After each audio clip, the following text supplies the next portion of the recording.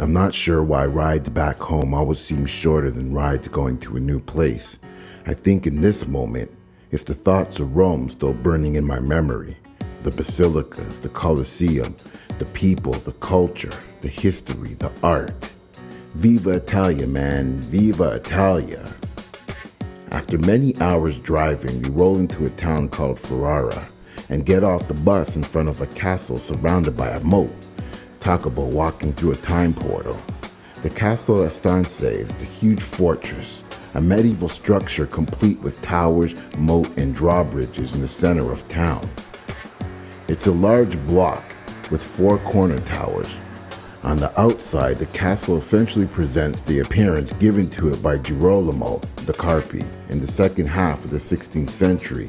With 3 entrances, the 4th entrance to the east was sacrificed to make room for the kitchens. The appearance of the building still recalls a medieval fortress. A bit higher up, the Carpi replaced the battlements with elegant balconies and white stone and graceful roof terraces with a frescoed courtyard.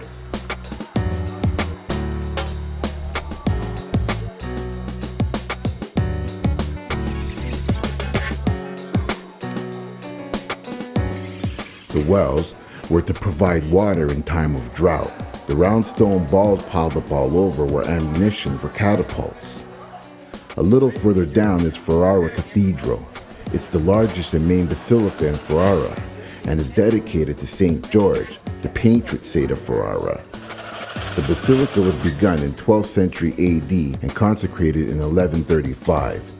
The original Romanesque design is manifest in the facade. White marble, a series of loggias, small arcades and rose windows and statues. In the center of the facade is the porch supported by 2 columns with Telamons seated on lions at the bases. In the center, a loggia with the statue Madonna with Child.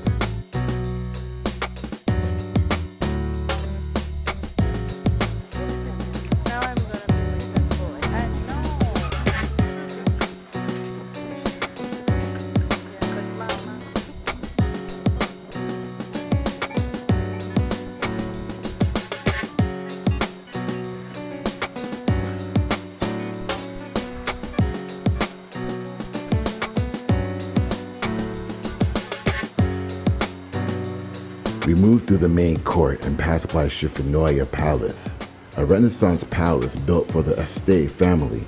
The name Schifanoia is thought to originate from Shivar la Noia, meaning literally to escape boredom, which describes accurately the original intention of the palace and the other villas in close proximity. There is definitely nothing boring about this place. In fact, there's something beautiful yet eerie about these streets.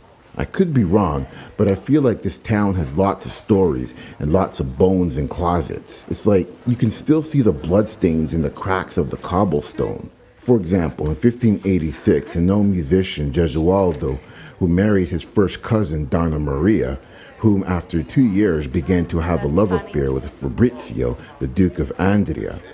She kept the secret for almost 2 years, even though elsewhere the existence of the affair was well known. Hold on. I feel a Jerry Springer moment coming. Wait for it. Finally, on October 16, 1590, Gesualdo, pretending to be on a hunting trip, returned to the palace, caught them in the act, and murdered them both in their bed. Afterwards, he left their mutilated bodies in front of the palace for all to see. 2 years later, but I guess the need to prove to everyone who knew and wondered how come he didn't know that he knew after all. Yeah. The good thing was being that he was a nobleman, he was immune to prosecution. Nice. But the bad thing is that he's not immune to revenge, so he fled to his castle in Venosa. Yashka was telling us another story about a man who walked into 2 people having sex, thinking it was his wife having an affair and not wanting to look like a punk in the town's eyes like Gesualdo. He killed them both only to find out that the couple under the sheets was his parents. Damn. I mean, how does one get that image out of one's head? I don't know what's worse, the sight of his parents naked or the sight of them bloodied up. There ain't enough counseling or mental therapy to fix that shit, yet I can't help but wonder what Dr. Phil would say. Now, there needs to be trust and communication in the relationship. then grab his wife and walk off the stage. That story took place in this building.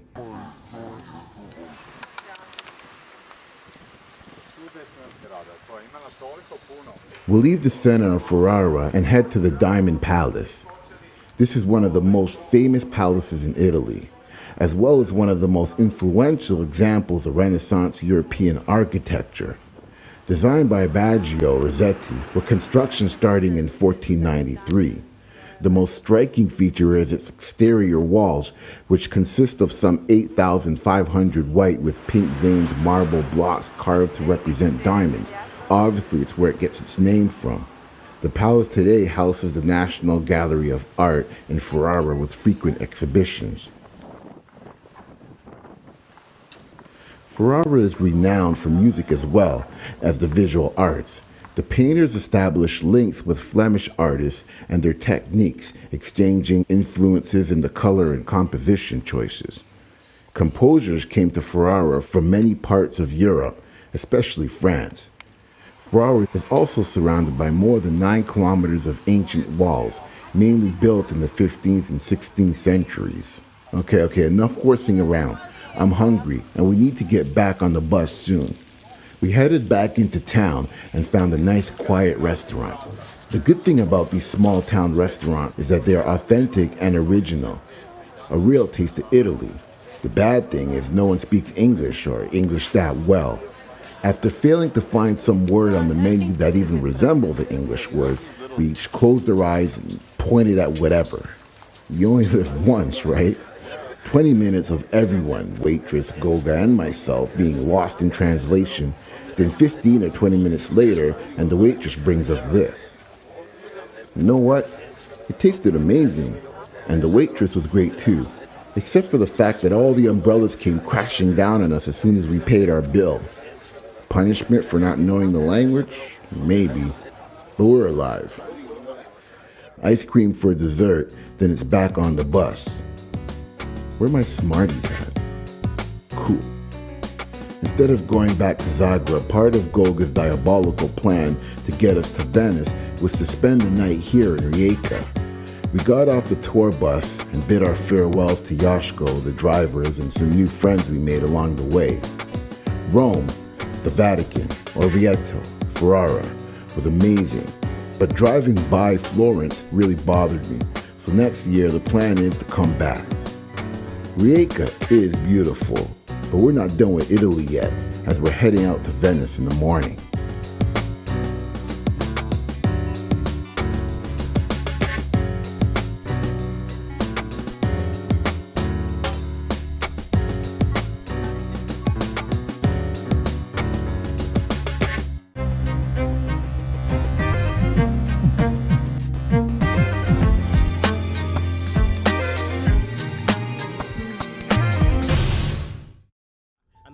And it's like that. You can disagree cause you got a right to fight that. At the door you can check your bullshit. Funny just to see how ignorant fools get. Eradicate the hate is the only way to elevate. So one time.